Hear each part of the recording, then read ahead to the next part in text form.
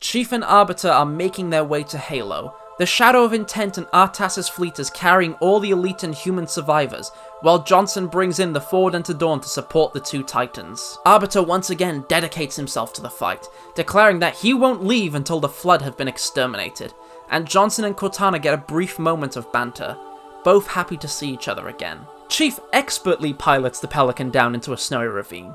He and the Arbiter arm themselves, and the final fight begins. And naturally, as this Halo is a replacement of Installation 04, the majority of this mission is, in fact, almost identical to Halo Combat Evolved's mission Assault on the Control Room. The Control Room spire is exactly the same. You'll have to climb up the levels in the same way with no Banshee to cheat it. Hell, you can even take a brief detour to find one of those energy columns you frequently passed in CE. It's already a great start to the game's finale. But instead of being greeted by the Covenant, what's left of the Flood forces are being deployed to this Halo. The Gravemind attempting to reform on the ring. Chief, Arbiter, and Johnson will have to move fast. Seeing this area brought back to life with Halo 3's graphics is really something. If you've played CE before, a wave of nostalgia is definitely gonna hit you. And even if you don't, just this feeling of finality. Having Chief, Cortana, Arbiter, and Johnson be the only people left against this tide of Flood, it feels special. Luckily, you'll be getting some help from the ring's sentinel defenses, which will really come in handy against pure forms. It also definitely helps that Sergeant Johnson has one entire side of the building covered with his Spartan laser. Johnson asks for Spark to open the door, but the Monitor refuses as long as there's Flood outside, now making a second ally Cortana is very confused about. The three biggest badasses in the galaxy face off against the horde of Flood until they've cleared out just enough of them for Guilty Spark to allow them inside the control room. The three enter, Arbiter and Chief standing guard as Johnson takes Cortana to activate the ring, which Spark says will be ready to fire in just a few more days, which obviously they don't have. So, Sergeant Johnson explains this to Guilty Spark, and after a brief discussion, the Monitor understands and chooses to sacrifice his second installation. Unacceptable! Man, how I wish that happened. Nope! Guilty Spark can't see a second Halo be destroyed and vaporizes Johnson's chest and tries to deal with Chief and Arbiter personally. This is Halo 3's only real boss fight. Mechanically, it really isn't much to speak of. Guilty Spark has only very basic moves, but I'd be lying if I said it wasn't the most cathartic boss fights of all time. Johnson's barely moving, but he passes you his Spartan laser and tells you to kick his ass. What follows is a very quick and very satisfying termination of 343 Guilty Spark. This is for leaving me alone in the library. This is for telling the Covenant how to fire Halo. And this is for Johnson. Oh yeah, Johnson, how you doing, buddy?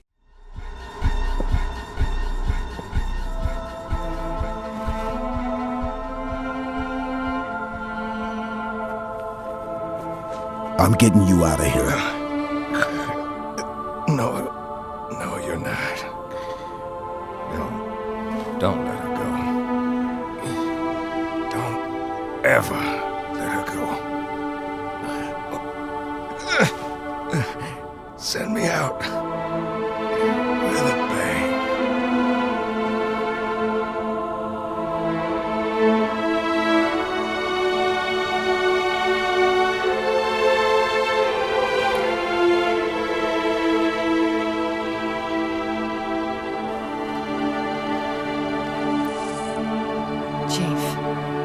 So sorry.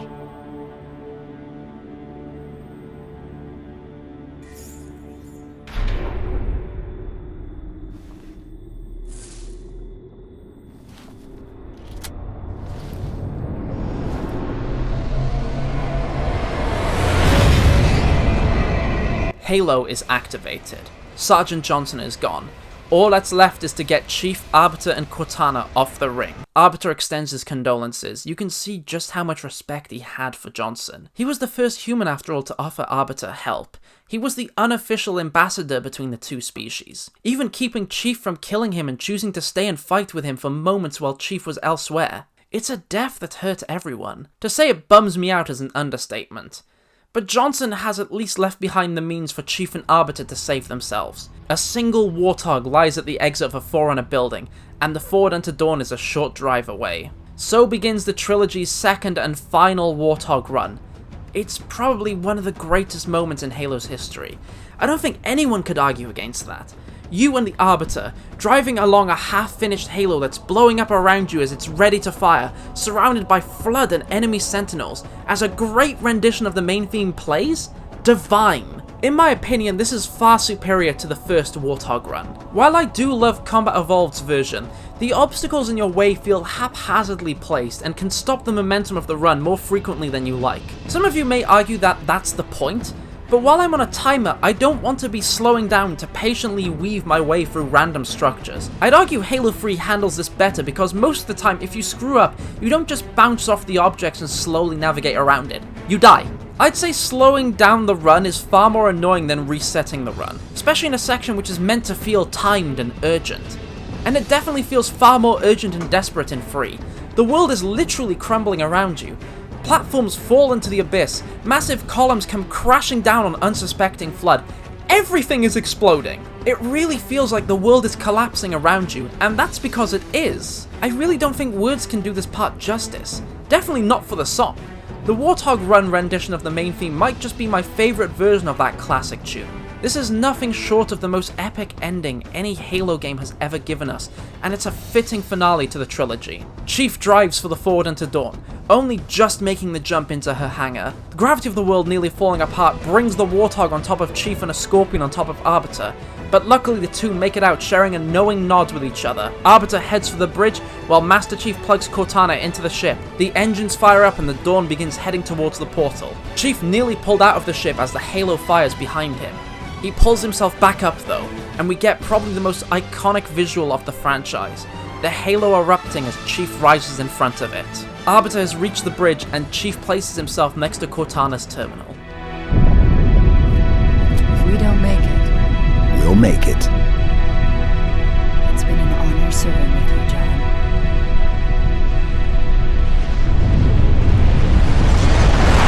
We fade to white, only to return to Lord Hood delivering a eulogy to the brave souls lost in the Human Covenant War, including the faces that fought alongside us from the start, like Keyes and Johnson. We see that the Dawn crashed into Earth's ocean and Arbiter steps out, now attending the memorial to those who fell in defense of Earth and her colonies. Though Lord Hood reminds him that he and his elites are responsible for so many of these deaths, and he cannot forgive them. But he still thanks Arbiter.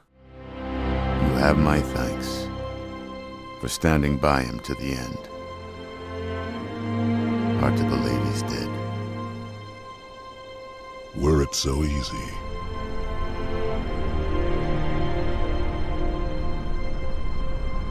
Arbiter returns to the Shadow of Intent. With the Covenant defeated, the Prophets gone, the war over, he, Artas, and the rest of his fleet have one destination in mind, and so the Shadow of Intent leaves for Sang Helios, homeworld of the elites. Fear not, for we have made it so. By your word, Arbiter. Take us home. The last Covenant vessel departing from Earth, and the last thing we see is the number 117 scratched into the memorial, the number of the Master Chief, the legendary hero who fought from Alpha Halo to the Ark and never returned. Though, as per usual, there is an extra cutscene for completing the game on Legendary difficulty. Chief? Can you hear me? I remember the mystery and intrigue behind this final moment. Friends and acquaintances would discuss if it was just a rumor and organize campaign parties just to get to the end and see if the Master Chief was really dead. And I remember the relief and joy we all experienced to learn that he wasn't. Though only half of the Forward into Dawn made it all the way through the portal, the rear section still escaped from the blast from the Halo, but was torn away from the rest of the ship, now floating in the middle of nowhere. Even though Chief's and Cortana's odds are grim, they can at least rejoice in the fact that they were victorious. But you did it. Truth and the Covenant, the Flood, it's finished. It's finished.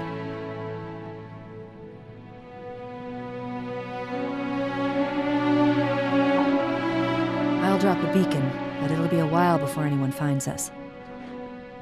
Years, even. I'll miss you. Wake me when you need me.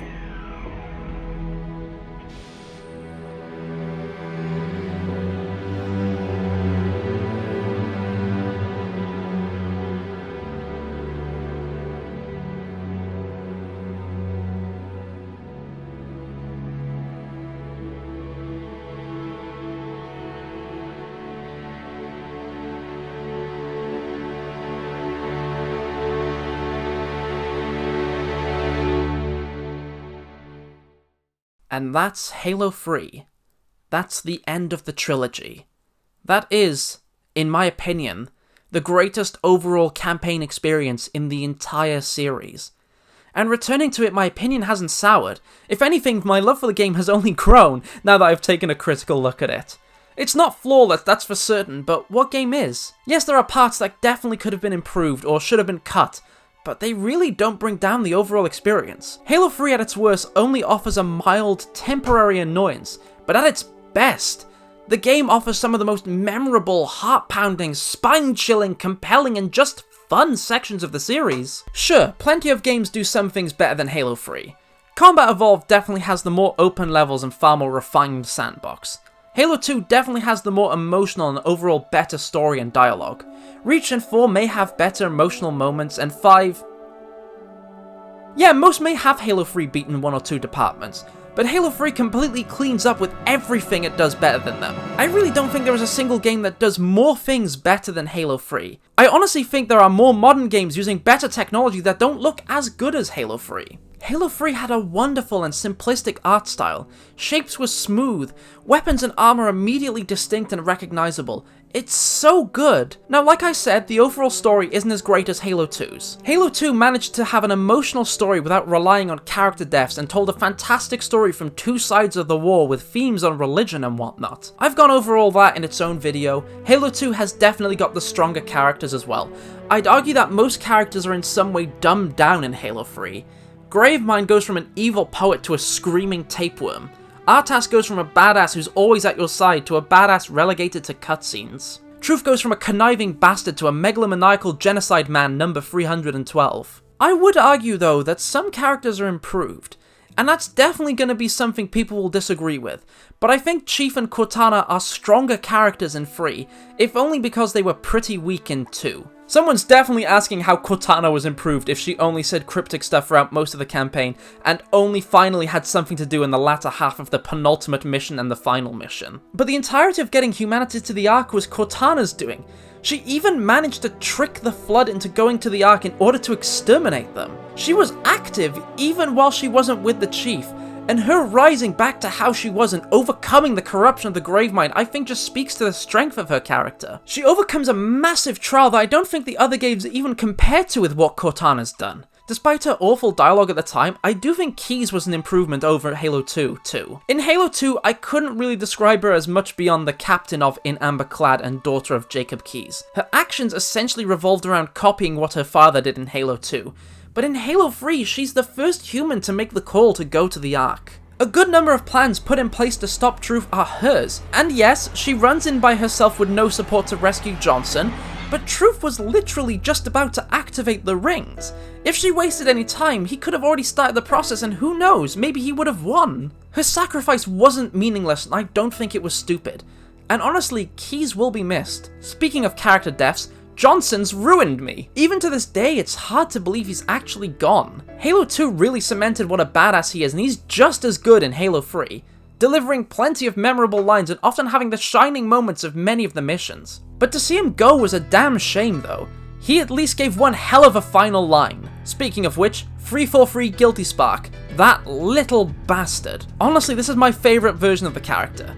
He's not as annoying as he is in Halo CE, and he definitely does more than he does in both CE and 2, having even some good banter with other characters. His betrayal wasn't exactly a blow because we lost Spark, but because he took Johnson away from us. And I'm sure so many people were happy to finally take down the Oracle. Now for my favourite character, Arbiter. Admittedly, it would have been impossible to make Arbiter any better than he was in Halo 2. The guy was the reason the game's story is a 10 out of 10 in my eyes. His journey of discovery is over. All that's left for him is to kill Truth and potentially become friends with Chief, both of which happen. Arbiter and Chief bond over every mission and victory together as they both help the other to stay alive and achieve their goals, and we go from Chief ready to kill the Arbiter at the start to the two sharing a silent show of respect by the end. Sure, it definitely could have been done better and shown more, but it may have just distracted from the story Halo 3 wanted to tell. Arbiter's revenge arc, however, is so damn satisfying. He really was the one who deserved to put down Truth after everything. While for everyone else beating Truth was a matter of survival, it was still very personal to Arbiter. And I love that cutscene. The dialogue feels as close as it gets to Halo 2. I love that despite Arbiter doing his best to offer Tartarus, the brutes, and every other species a chance, he has no such mercy for Truth. Which brings us to the most gratifying death in all of Halo. Speaking of Halo 2, the dialogue is definitely far more superior in that game. Most noticeably with Truth, Gravemind, and that awful piece of Key's dialogue. But while Halo 3 doesn't match it in those aspects, it makes up for it in spectacle.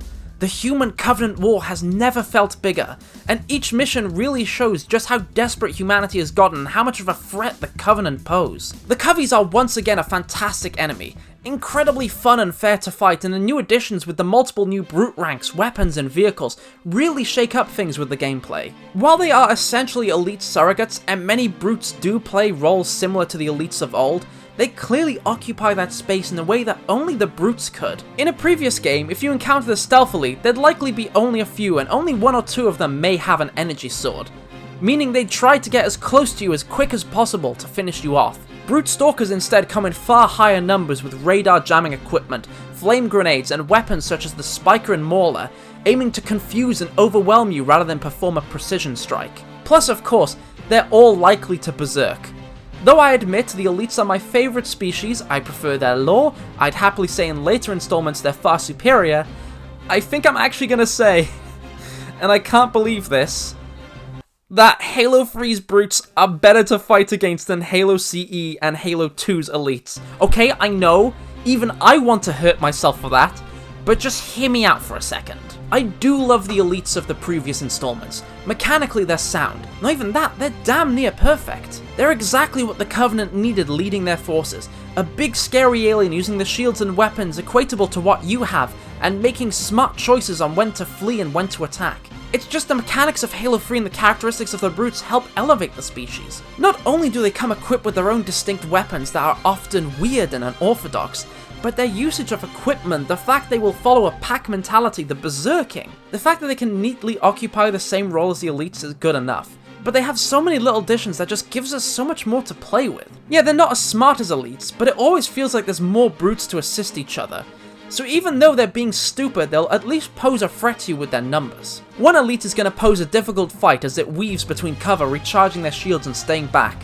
The brutes will pose just as difficult an encounter when three slowly make their way over from cover to come beat you to death, or just run straight at you to do so. The one thing I will happily give over to the elites is that it's far easier to recognize their ranks. There's whole ranks of brutes I didn't know about that are apparently harder, but I couldn't tell because the only difference is a different shade of blue. The new weapons the brutes bring to the battlefield are pretty fun and unique, especially for Covenant weapons. Spikers are great support weapons and a good covey response to the SMG.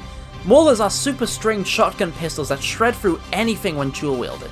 The Brute Shot is a fun grenade launcher that can be used to help you rocket jump to ledges and access areas faster. The Spike Grenade is a decent tool for denying access to an area, but will only really do proper damage if you actually stick someone. And fire grenades are just cool. All the other weapons Halo 3 bring to the table are pretty great also. The Spartan Laser might just be the coolest big gun that Halo has ever had. I'm happy that the AR returned. Though it doesn't have the ridiculous ammo count of Halo CE, it manages to carve its own place in the sandbox separate from the Plasma Rifle, SMG, and Spiker. The Needler has definitely had an upgrade since Halo 2 and feels far more usable even if it isn't dual wieldable any longer. The Energy Sword is not insane anymore. It still has its lunge, but you can't use it as a sniper anymore. Though the sandbox definitely isn't as refined as CE with a single weapon for a single purpose, the sheer variety always offers a slightly different way to approach any challenge, and I don't think anyone can argue against it being fun. Vehicle combat is equally as fun. All the returning vehicles are still great to handle, but a few have some changes, such as the Wraith and Scorpions having their alt fire be replaced with a turret a second player will have to jump into to use. The new additions are welcome as well, particularly the Chopper, which turns the splatter mechanic into something that can be used on smaller vehicles like mongooses and ghosts and even warthogs at times. The interactivity is something I've continued to praise throughout the campaign sections because I am really happy that the game lets us do this stuff. Things like the Scarab fights and taking out the AA cannon really help to immerse the player and create memorable experiences. It's no longer something you tell your friends to watch on YouTube, it's something you sit down and play with them if you want the best experience. Also, should be said, the music is fantastic. Halo 3's soundtrack is pretty much a greatest of hit selection of Halo CE and Halo 2, and Marty just did a great job, especially with Warthog Run, probably the best rendition of their main theme. Quickly moving back to talk about the factions, this is the best version of the Flood. The increased number of units Halo 3 allows for really does help you feel like you're fighting against an innumerable horde. And I've praised the resurrection mechanic enough. The Flood are at their peak here, but where do they compare against the Covenant? While the Flood clearly dominated the Covenant in CE, and the Covenant dominated the Flood in 2, in Halo 3 they finally feel equal. Each faction is given just the right amount of time to shine, and each pose incredible threats to the galaxy at large. The only real downside to both is that Truth and Gravemind aren't as good as they were in Halo 2, which is a shame. The Ark is a fantastic location and I wish we saw more of it. That's the only real general complaint I have for Halo 3. I wish it was longer. I wish we got to see more of the Battle of Earth, and I definitely wish we got to see more than 2 missions actually set on the Ark. High Charity doesn't count. But overall, I think the experience has been solid. More than solid. It's stellar and hasn't aged a single day. Something else worth noting about the campaign was the 2 extra hidden items you could find. These being skulls and terminals. Skulls are difficulty or game modifiers that you have to find across the campaign to unlock for use at any time you like. Some of them were just silly fun, such as the Grunt Birthday Party skull, which makes every grunt explode with confetti and cheers with every headshot. Meanwhile, others existed only to hurt people, such as the Thunderstorm skull, which would rank up every enemy, the Mythic skull, which would increase the health and damage of all enemies, and Iron, the skull that would reset the mission if you died once. A good chunk of these were a challenge to actually discover and gave the campaign a ton of replay value with finding or using them. Terminals was something that were introduced into the game only at the Ark.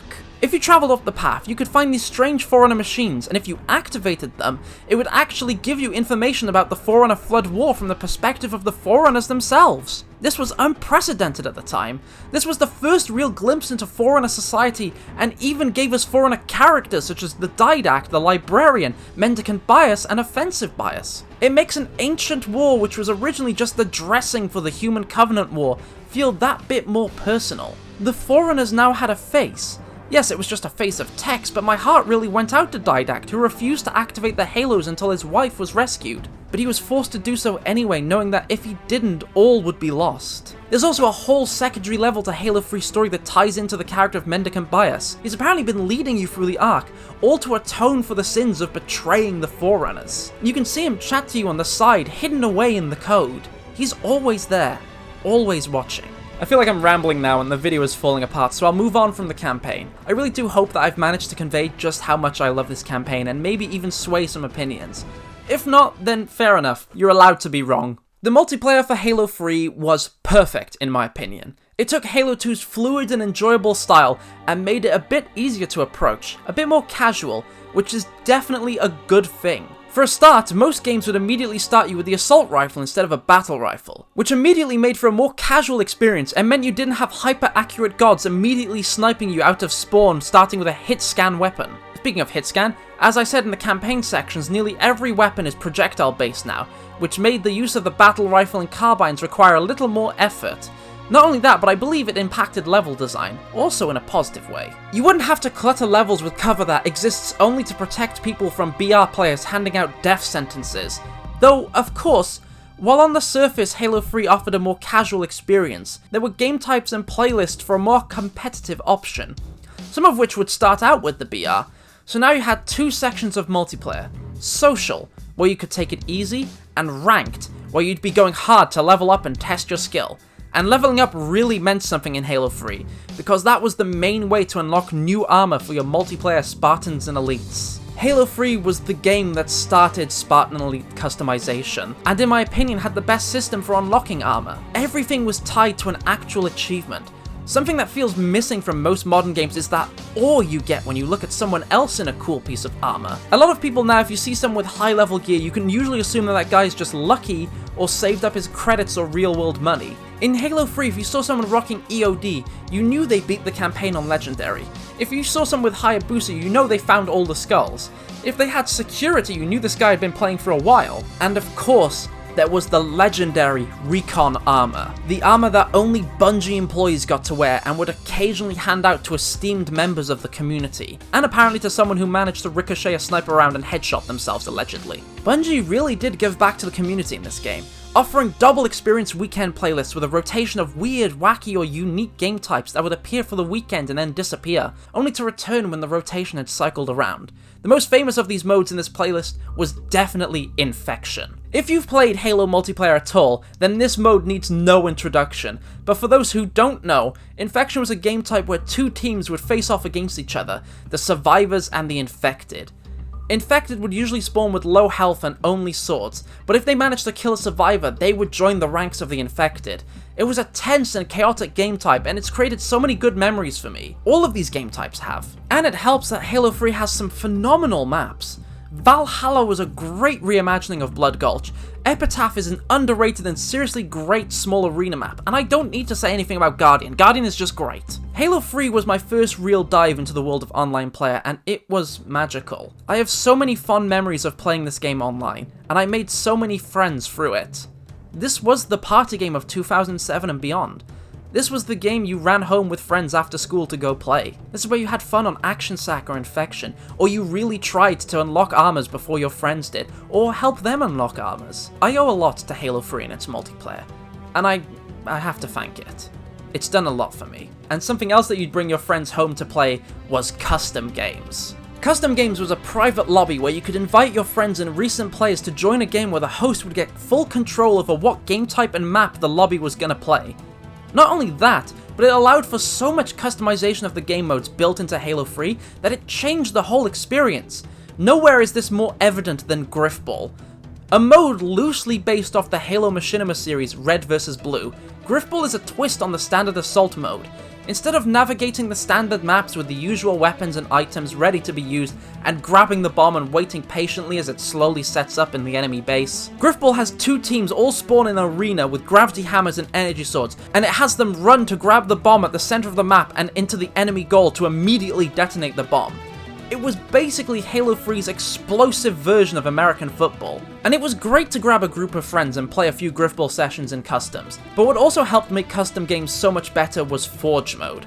Forge Mode was Halo 3's map editor, and combined with custom games, it probably single-handedly made Halo 3's multiplayer as loved as it is. It turns what would have been a great sci-fi shooter into the best party game of the decade. Because now you could make your own maps with the preset bases Bungie had supplied. You could choose to replace every weapon on the map with a rocket launcher. You could place on every ledge a gravity lift. Fill every open space with ghosts. You can make that Griffball arena how you want it. You can change that Infection map to how you think would be better to play.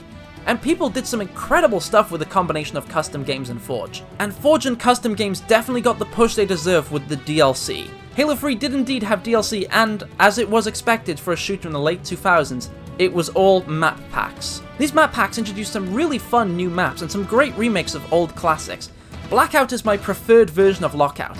Rat's Nest is a really fun, unique vehicle-focused map, but it was the canvas maps that really made these DLC packs worth it. Included in the Heroic map pack was Foundry, the first Forge canvas map. And people went insane with Foundry. It was a tiny space, but you'd be surprised at the versatility Forge and custom games offered, and just how wild players went with it. And following that in the Mythic map pack was Sandbox, the ultimate forging experience for Halo 3. Though the map on the surface was just a flat desert with some stone structures you could place around, the game also offered a hidden underground arena and a skybox that you could build onto, giving the players more space and more freedom to go even more crazy. Sandbox was the Forger's dream, and it was the home to some of the best Forge and custom creations the game has ever received. These creations would even then be added into the multiplayer playlists by Bungie, once again giving back to the community and rewarding their creativity. The only real problem with this were the problems that came with using a map pack model for DLC. Predominantly is that it would split the player base. People who didn't have DLC obviously couldn't experience game types and modes that used DLC maps, which locked them out of the great Forge canvases. And if you were in a lobby with someone who didn't have the map packs but you did, then you'd likely never see those maps come up at all. But for all the memories you made in the campaign, matchmaking, custom games or Forge, Bungie had one extra mode to give to you. Theater. A mode that recreates a game you've played and lets you experience it from any angle. You can rewatch your own steps, watch what another player was doing, or free roam around the map and see what's going on wherever you like. And with that, you could record short clips or screenshot what you saw and share them on your file share, a section of your profile that let other players download game types, maps, films, or screenshots that you made and lets them view or play them. Not only that, but it really helped people with machinima making. And Halo's community exploded even further out with people making their own movies, their own series within Halo. Halo was now a place for creatives to gather and experiment, for people to try and make their own serious competitive maps, to make silly game modes, to make movies or to take photos. Halo 3 just offered so much. All of it fantastic. Halo 3 is the best one. I really hope that this video managed to explain why I think that. I really did think that while I was writing this, my opinion was going to change for the worse. I really thought that going through this critically and trying to deny nostalgia as much as possible would make me more aware to the flaws in this game that other people were starting to see now. But the opposite happened. Sure, I found flaws, but I found so many more positives that I just glossed over and hadn't acknowledged. I finally put into words my love letter to a game from 2007.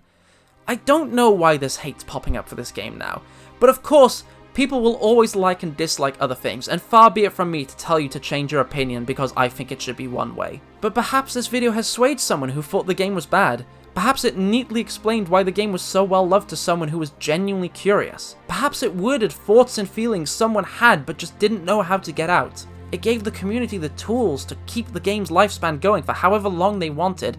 It ended the trilogy on an incredibly high note. It gave us so many great memories and moments that I and so many other people cherish. Halo 3 finished the fight.